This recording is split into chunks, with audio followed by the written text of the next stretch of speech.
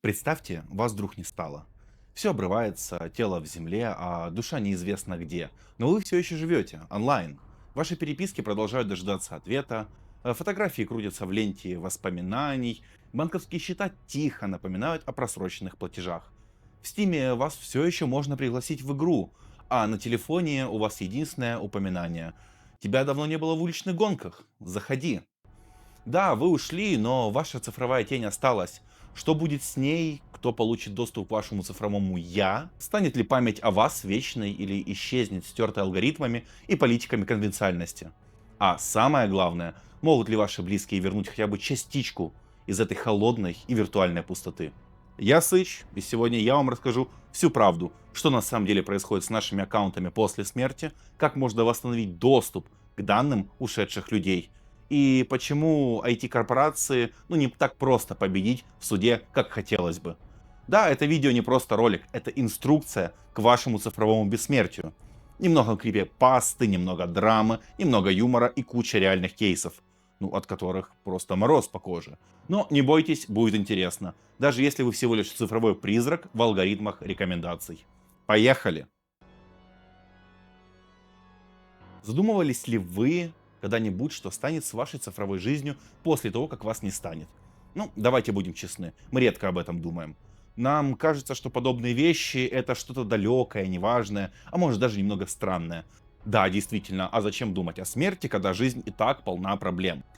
Давайте думать, блядь, подсказывайте. Но задумайтесь вот о чем. Ваш смартфон — это не просто устройство. Он уже давно превратился в цифровую копию вашей личности. Тут хранятся самые личные переписки, секреты, семейные фотографии, видео с друзьями и домашними любимцами. Ваша банковская информация, планы на будущее и даже воспоминания, о которых никто не знает другой. Теперь представьте ситуацию. Человека, просто не стало. Он ушел из жизни, но его цифровая копия осталась. Телефон продолжает получать уведомления от друзей, напоминания о событиях, на которые вы никогда уже не попадете, и даже рассылки интернет-магазинов. Люди по-прежнему пишут сообщения в соцсетях и поздравляют вас с днем рождения и ждут ответа на письма, не подозревая, что адресата больше нет. Интернет продолжает жить, будто ничего и не случилось. Кстати, вы знаете интересный факт?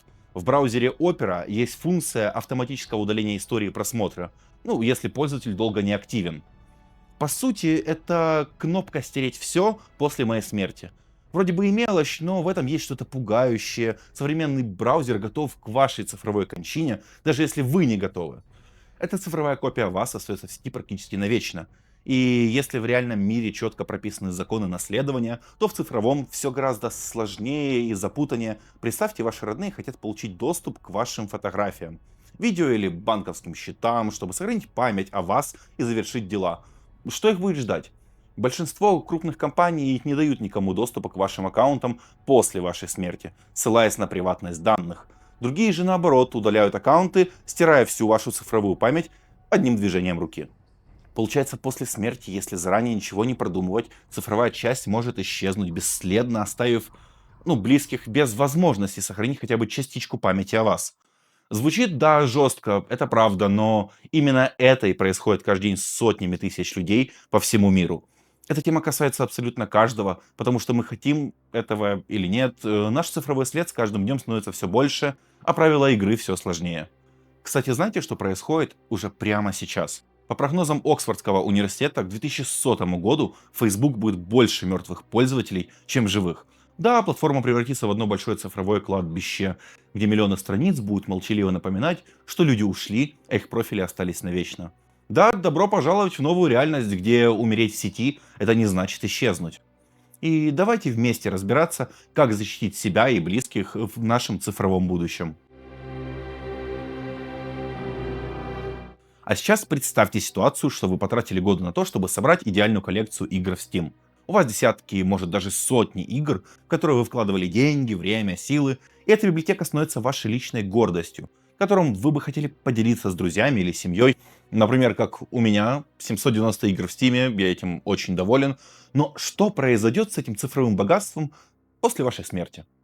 Многие считают, что купленные игры в Steam становятся их собственностью и навсегда могут передаваться по наследству, так же легко, как физические вещи, книги, гитары, не знаю, картины. Да, но реальность немного жестче. Компания Valve, владелец платформы Steam, четко прописывает в своем пользовательском соглашении, что ваш аккаунт и вся его библиотека — это персональная собственность, которую запрещено передавать другому человеку даже после смерти владельца. Другими словами, формально никто не может унаследовать вашу игровую коллекцию, а доступ к играм просто исчезнет вместе с вами. Увы, но не спешите расстраиваться. В жизни все гораздо интереснее, чем в правилах. Давайте разберем реальные ситуации и истории, с которыми сталкивались родственники умерших пользователей Steam. Например, несколько лет назад в Германии произошел громкий случай. Отец потерял своего сына, у которого была большая коллекция игр. Он хотел сохранить аккаунт сына как память и попросил компанию Valve предоставить ему доступ к библиотеке, но Steam отказался, сославшись на условия соглашения. Тогда отец подал на компанию в суд, предоставив свидетельство о смерти, чеки от покупок и переписку сына с друзьями. И знаете что? Суд встал на сторону отца. Valve впервые в истории вынуждена была передать доступ к аккаунту родственникам умершего пользователя. Но такие победы в суде остаются пока исключением. Чтобы выиграть подобный процесс, семья должна предоставить внушительный набор документов, включая свидетельства о смерти, чеки об оплате игр и переписки, и да, в принципе, другие доказательства, что аккаунт действительно принадлежал умершему человеку. Часто такие судебные тяжбы затягиваются на долгие месяцы и обходятся родственникам гораздо дороже, чем сама игровая библиотека. Так, что же делать, чтобы избежать подобных трудностей? Можно ли заранее подготовить свой аккаунт и сделать его доступным для близких после смерти? На сегодняшний день единственный надежный вариант — заранее подготовить логины и пароли от Steam аккаунта, сохранив их в надежном месте, например, у нотариуса, или передать близкому человеку уже лично. Конечно, формально это нарушает правила Steam, но на практике компания редко блокирует аккаунты в таких случаях, особенно если логин и пароль используются из того же региона и, в принципе, IP-адресов, которые были ранее. Также не забывайте про их систему SteamGuard с привязкой только к одному устройству, будь то телефон или планшет. Другой, более официальный способ — это завещание. В ряде стран суд может признать цифровое имущество, включая игры Steam, частью наследства. Да, это требует консультации с юристами и грамотного оформления документов, но зато это максимально обезопасит ваших близких. И хотя компании продолжают строго соблюдать формальные правила, жизнь постепенно вносит свои коррективы. Возможно, совсем скоро Steam и другие игровые платформы пересмотрят свои подходы, признав, что цифровое имущество — это реальная собственность, имеющая право на наследование. Но пока этого не произошло, лучше заранее позаботиться о своем цифровом наследстве, чтобы не поставить семью в тяжелую ситуацию, когда после вас останется лишь недоступная библиотека игр и пустота в виртуальном пространстве.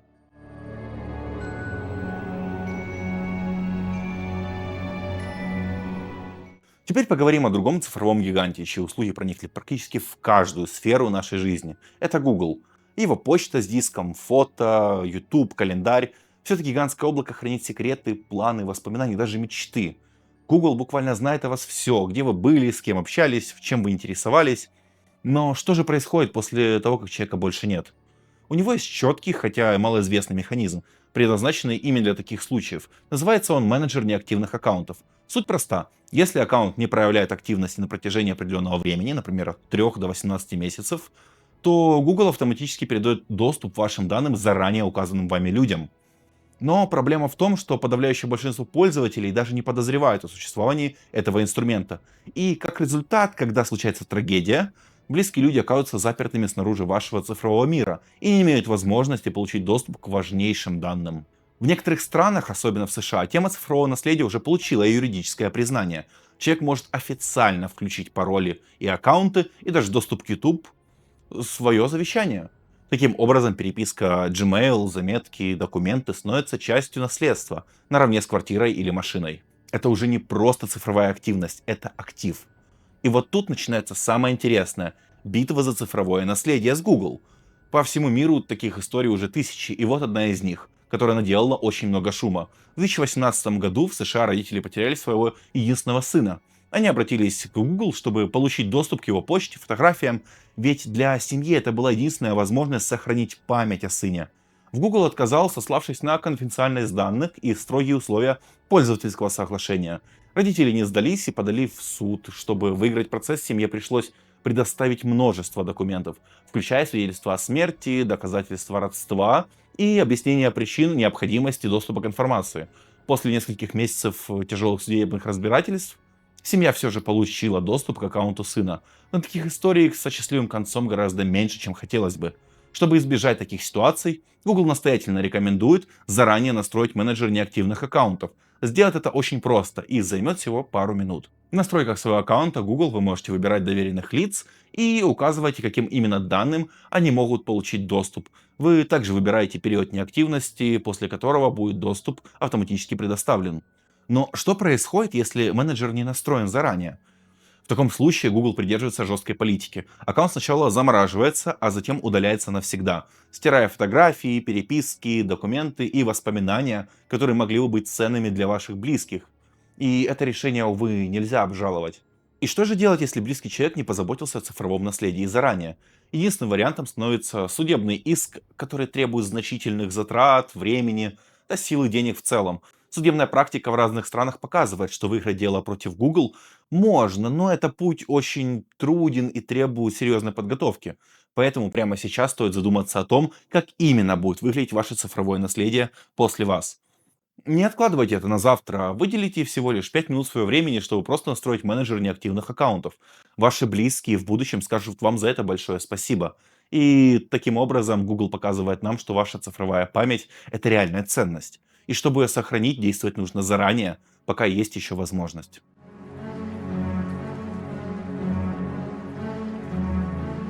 Теперь поговорим о компании, которая славится самой закрытой и защищенной цифровой экосистемой в мире — об Apple. Да, миллионы людей доверяют этой компании свою цифровую жизнь. И начиная от переписок в iMessage, заканчивая банковскими картами в Apple Pay и тысячами фотографий в iCloud. Ваш iPhone или MacBook — это фактически цифровой сейф, внутри которого спрятаны не только ваши данные на личность, а воспоминания и личная жизнь. Apple сделала невероятно много, чтобы защитить эти данные от посторонних, но что если доступ к вашему устройству или аккаунту понадобится вашим близким после того, как вас не стало?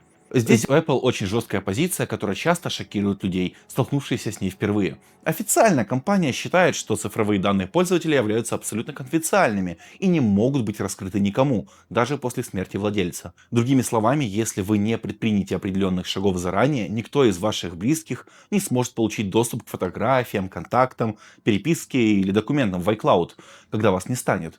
Более того, многие родственники, имея даже официальный документ смерти, все необходимые доказательства сталкиваются с категоричным отказом компании. Однако это не просто строгие правила Apple. За этим стоит конкретная философия компании, согласно которой пользовательская конфиденциальность неприкосновенна. Но зачастую такая позиция приводит к драматичным последствиям. И вот одна из реальных историй. В 2021 году семья из Канады потеряла дочь, которая трагически погибла в автомобильной аварии. Родители пытались получить доступ к ее iPhone и аккаунту iCloud, чтобы сохранить семейные фото и последние переписки. Они обратились в Apple, предоставили все документы, там свидетельства о смерти, родственные связи, документы на покупку телефона, но Apple категорично отказалась предоставлять доступ, сославшись на политику конфиденциальности и отсутствие заранее оформленного завещания с указанием доступа к цифровым данным. Семья пошла в суд, однако после долгих месяцев разбирательства суд вынес решение в пользу Apple. И таких примеров десятки, если не сотни по всему миру. Тем не менее, Apple начала понемногу двигаться в сторону компромисса. В 2021 году компания ввела функцию «цифровой наследник». Теперь пользователю появилась возможность заранее указать человека, который после подтверждения смерти сможет получить доступ к аккаунту и данным на устройствах Apple. Вот как это работает. Вы заходите в настройки своего Apple ID и выбираете цифровое наследие. Указываете контакты близких людей, которым вы доверяете, и они получают специальный ключ доступа, с помощью которого после предъявления свидетельства о смерти могут разблокировать аккаунт. Но важно помнить, что если эту функцию вы не настроили заранее, Apple остается категоричной и аккаунт навсегда блокируется, а данные остаются недоступны даже через суд. Поэтому, если вы пользуетесь устройствами Apple, стоит подумать об этом заранее и потратить несколько минут, чтобы указать цифровых наследников. В противном случае, ваши близкие могут навсегда потерять доступ к самым важным воспоминаниям о вас. Сегодня, когда наша цифровая жизнь неотъемлема от реальной, закрытая экосистема Apple может стать серьезной проблемой. Поэтому давайте позаботимся о том, чтобы наша цифровая память была защищена не только от посторонних, но и доступна тем, кто нам по-настоящему дорог.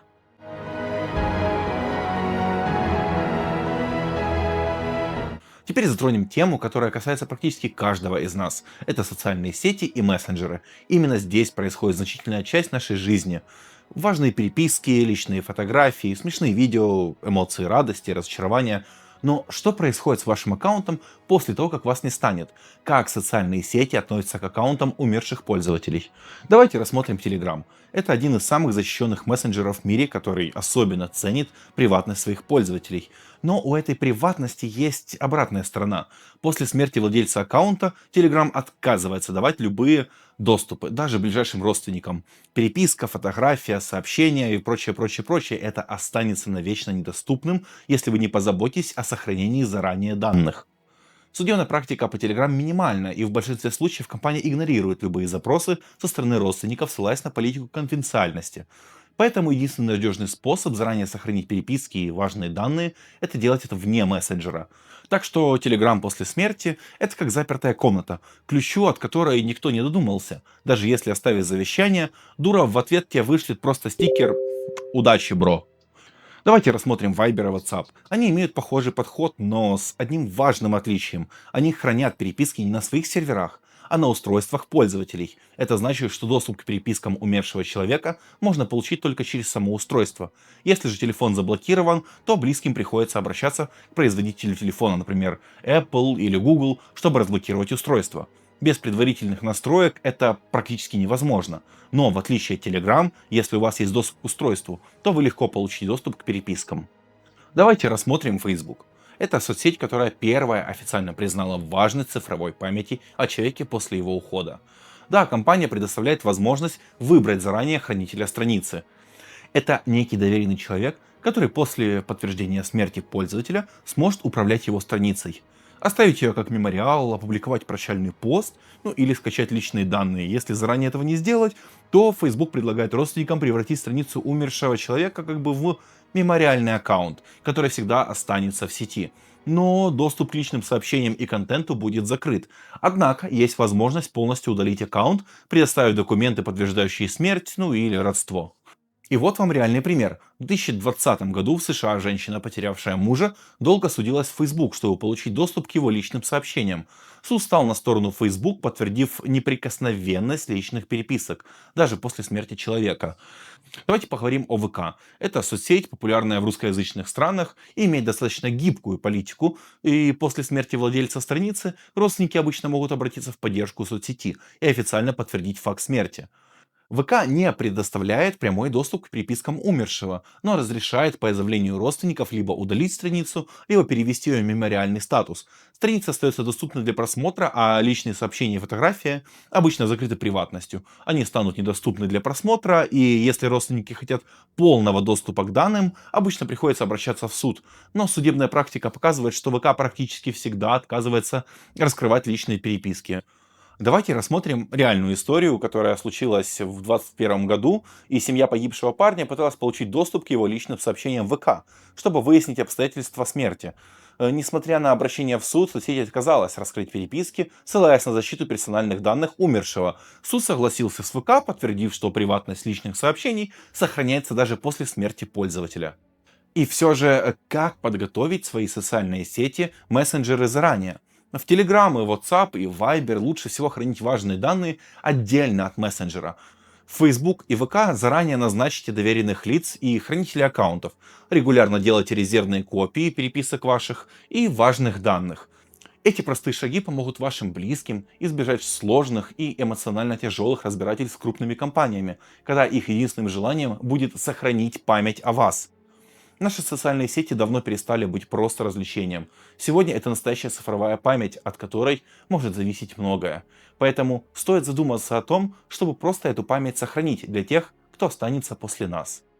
Теперь мы подошли к одной из самых чувствительных и одновременно запутанных частей цифрового наследия. Это деньги и криптовалюты. Если раньше наше имущество, включая деньги, существовало в виде реальных предметов, которые можно пощупать, потрогать руками, то теперь финансы переместились в мир онлайн. Это банковские приложения, криптокошельки, электронные счета. Это все стало частью нашей повседневности. Но что произойдет с этим всем цифровым состоянием, если вас вдруг не станет? Начнем с цифрового банкинга. Представьте ситуацию. Человек умер, а у него остались деньги на банковских счетах и мобильных приложениях. Счета, кредиты, вклады — это все становится предметом наследования. В теории это просто. Родственники идут в банк и получают деньги после предоставления необходимых документов. Но на практике все оказывается гораздо сложнее. Банки строго охраняют конфиденциальность информации своих клиентов, даже после их смерти. И если у родственников нет точной информации, в каких именно банках находились счета, кредиты, ну там, или инвестиции, процесс наследования может затянуться на годы. Даже при наличии всех документов, свидетельства о смерти, родство или же завещание, банки часто требуют дополнительную проверку, особенно если доступ к аккаунту был только у умершего. Поэтому юристы и банкиры настоятельно советуют, чтобы вы заранее фиксировали, в каких банках и какие именно счета у вас открыты. Храните информацию о банковских счетах, в логинах и паролях в надежном месте, например, у нотариуса или в банковской ячейке. Если есть кредиты или же ипотека, то тоже указывайте эту информацию в завещании, чтобы наследники знали, с чем им предстоит столкнуться. Такие простые действия избавят ваших близких от тяжелых процедур и длительного ожидания, когда им особенно необходимо доступ к финансам. Теперь перейдем к самой трудной, наверное, теме — это криптовалюта и цифровым активам. С криптовалютой ситуация немного серьезнее. Здесь нет банка, нет техподдержки и нет возможности восстановить пароль, если вы его потеряли. И криптовалюты вроде биткоина, эфира и других токенов хранятся в криптовалютных кошельках, доступ к которым обеспечивается исключительно личным ключом владельца. Если вы потеряли ключ, то вы навсегда потеряли свои деньги. А теперь представьте, что человек умер, а доступ к ключу никто не знает, что будет. Вот вам реальная история. В 2019 году в США молодой парень внезапно погиб, и у него был биткоин-кошелек на сумму около $500 000. Родители знали о кошельке, но ключ доступа парень нигде не записал. Родители обратились в техподдержку криптовалютной биржи, но никто им помочь не смог. В итоге $500 000 оказались навсегда потеряны. Криптовалюту нельзя наследовать, если вы не имеете ключ доступа. И таких историй много, и все они заканчиваются одинаково. Деньги исчезают навсегда, а наследники остаются с пустыми руками. Но что можно сделать, чтобы избежать этого? Всегда записывайте свои приватные ключи на бумаге и храните их отдельно от компьютера и смартфона. Лучше всего передать копию ключа нотариусу или хранить в банковской ячейке, которой могут получить доступ только наследники после подтверждения вашей смерти. Используйте специальные сервисы по хранению цифровых ключей, которые передают данные наследникам после подтверждения смерти владельца. Сегодня все больше людей начинают воспринимать криптовалюты не как временный тренд, а скорее как долгосрочные инвестиции. И если вы планируете хранить деньги таким образом, то стоит заранее подумать о том, что случится с вашим цифровым богатством, если вас не станет. Подумайте об этом заранее, чтобы ваши близкие не потеряли ваши накопления навсегда, просто потому что никто не знает ключ от вашего криптокошелька. И помните, в мире цифровых денег потерять все намного проще, чем кажется. Сегодня мы подробно обсудили тему, о которой многие стараются не думать, хотя она касается каждого из нас. Наши аккаунты в социальных сетях, почта, банковские счета, игры, фотографии, криптовалюты — это все становится полноценной частью нашего наследства, которое можно легко потерять, если не позаботиться о нем заранее. Что мы поняли из всего сказанного сегодня? Ну, во-первых, ваш цифровой след — это не просто что-то в интернете. Это реальная память, реальное имущество и реальные деньги, которые могут оказаться навсегда потеряны, если не задуматься заранее о том, как будут распоряжаться этим ваши близкие. Во-вторых, каждая компания, будь то Google или Apple или социальные сети, имеет собственные правила работы с цифровым наследием, и далеко не всегда эти правила на стороне ваших близких. Часто именно они оказываются самыми главными препятствиями, когда дело доходит до попыток сохранить вашу цифровую память. И в-третьих, судиться с компаниями за доступ к цифровым данным сложно, дорого и очень долго. Судебная практика только формируется, и далеко не все суды признают цифровое имущество полноценной частью наследства. Поэтому лучший способ защитить память о себе — это заранее подготовиться и оформить необходимые документы и доступы. Но что же делать прямо сейчас? Настройте менеджер неактивных аккаунтов Google, чтобы близкие могли получить доступ к вашей электронной почте, фото, документам. Укажите ваших цифровых наследников в Apple ID, если вы пользуетесь устройствами Apple. Также передайте пароли от важных аккаунтов, особенно от банковских приложений и криптовалютных кошельков, в надежное место, например, нотариусу или доверенному лицу. Назначьте хранителей страниц в социальных сетях, чтобы ваша страница могла стать памятным местом, а не исчезла навсегда. Также сделайте резервные копии ваших данных и переписок, особенно если пользуетесь Telegram, WhatsApp, ну или Viber. В цифровом мире информация живет намного дольше нас самих. И это прекрасно, ведь таким образом мы оставляем после себя частичку памяти, тепла и любви, которые близкие смогут сохранить и передать дальше. Но только именно от вас зависит, станет ли эта память спасением и утешением для ваших близких, или она навсегда исчезнет, оставив после себя пустоту и сожаление. Позаботьтесь о своем цифровом наследии сегодня, и тогда завтра ваши близкие скажут вам большое спасибо. Если вы досмотрели до этого момента, значит тема действительно задела вас за живое. И это не случайно, ведь цифровое наследие — это не фантазия, не футуристическая проблема, а реальность, с которой может столкнуться каждый. Напишите в комментариях, что для вас самое важное в цифровом наследии. Может, вы наоборот считаете, что эти данные нужно оставить под замком. Я прочту все.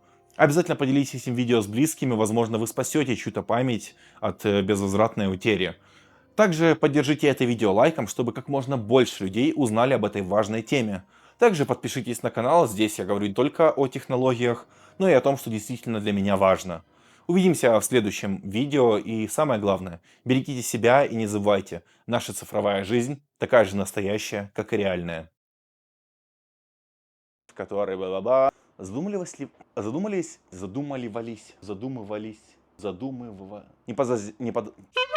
Раз, два, три. Не, кстати, вот, кстати, интересный факт. Это цифра... Это цифра...